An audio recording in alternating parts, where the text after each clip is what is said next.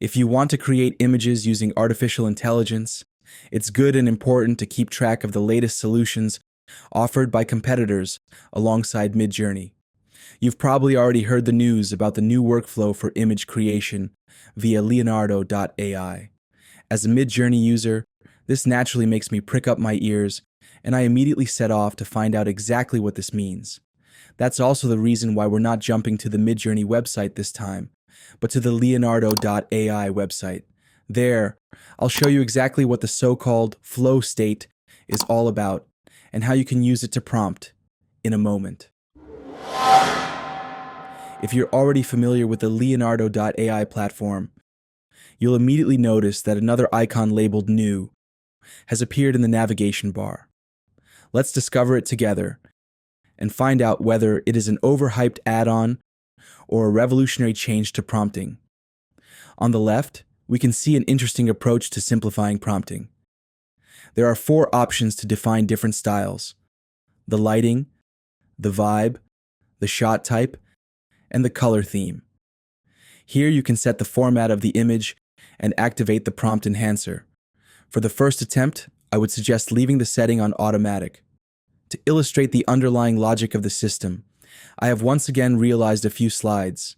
If you look at the first level, that means the results after the very first prompt and clicking on Generate, you will notice that Leonardo offers extremely different suggestions. This is particularly helpful if you don't yet have any idea of what you actually want to implement and how.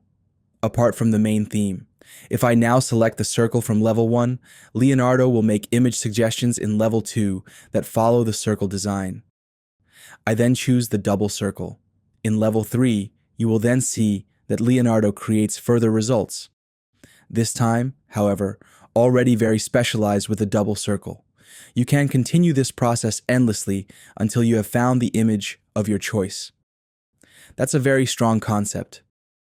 If we now look at the entire procedure using images, we can see the basic, totally different images on the left. In the middle, we have now opted for the first style, so the image results are more similar. On the far right, we can already recognize a very strong specialization or personalization of the images. Let's take a look at the flow state mode. Here at the top, I can switch back and forth between the 2 modes, classic and flow state. But of course, we only want to evaluate the new workflow for now. I now use something very short as a prompt: a yellow house. Then I press Generate. The first thing I notice is that Leonardo is incredibly fast. If you now scroll down, more and more images are generated for our prompt. It's almost like an endless scroll loop.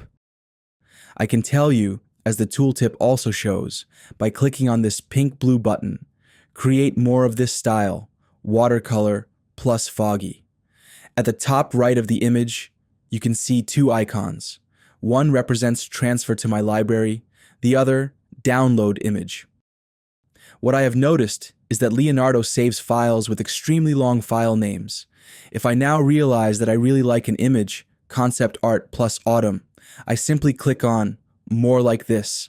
On the left, Leonardo has now activated the 2 defined styles, concept art and autumn, as default settings, and at the same time, it now continuously generates further images in this grid. If we scroll down here, new motifs are constantly being created using this style. I could then select my favorite there again. However, there is also the option of manually adding further styles in the selection on the left. For example, I'll simply click on Spiritual for the shot type and Low-Key Lighting for the lighting. Then I click on Generate again. You can then see that the new pre-selection in the grid has adopted all 4 style elements. Of course, I'm spoiled for choice again when it comes to the images. I'll just take this picture for now. Something else that is very important for the workflow: all the steps are successively documented in the top bar.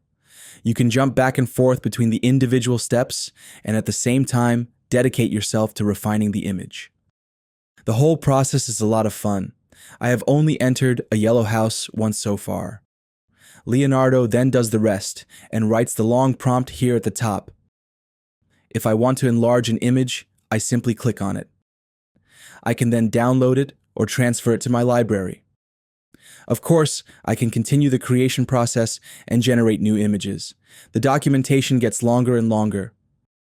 I have to say, this workflow is new and different, but very well implemented.